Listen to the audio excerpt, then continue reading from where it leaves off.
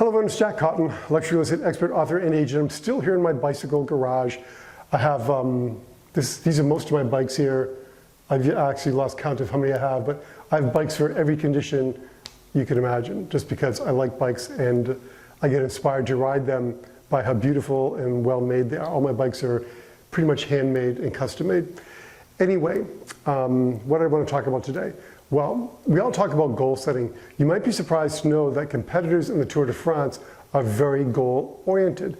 And I've come up with 5 tips for bike riders to become better bike riders, to become more successful bike riders, to achieve more fitness, to ride more miles, more miles faster, and gain more health in the process. So I'm going to share 5 tips with you that bike riders can use, especially those in the Tour de France, as they often use a version of this. And you can use it too in your luxury real estate practice. Tip number 1 is to set a goal. Set a goal. Now, for a cyclist or even a runner or any athletic competitor, the best way to set a goal is to choose an event and make that event your goal. For example, I don't know, competing in the Boston Marathon or finishing the Boston Marathon. Or maybe there's a 100-mile charity ride you want to complete, or a 20-mile local ride you want to complete if you're an inexperienced cyclist. So rather than just setting a goal, make your goal an event or a milestone.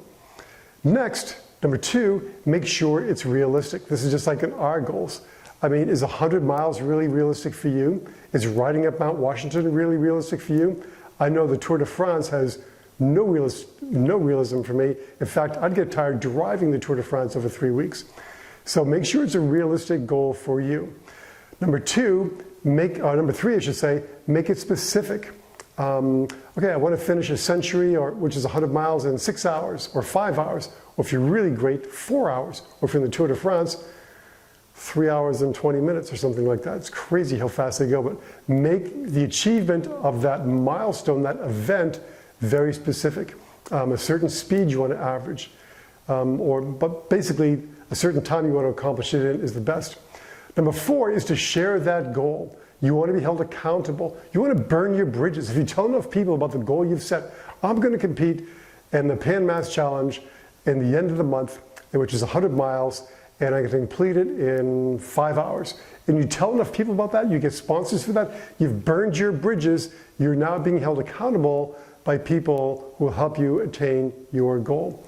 And then 5, and most importantly, you need to create a plan for achieving that goal, preferably in writing. Cyclists have a mileage log. They write down what their goal is for the week, how many 20-mile rides they're going to do, how many 100-mile rides they're going to do, how many 50-mile rides they're going to do, and they keep a training log of what they're going to do. They track their progress, and they adjust as needed.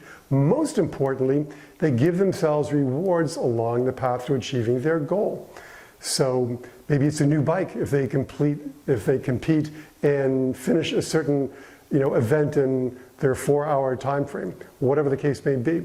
Give yourself a reward along the way. Now, next time I'll talk about how we can turn these 5 ideas, these 5 steps into cycle goal setting, into how we can apply them to our careers in luxury real estate. Until then, though, don't forget the first Tuesday of every month, luxuryrealestateunplugged.com. Log in, tune in, ask questions, learn from what other people ask. They will learn from what you ask. Until next time, make it a great week.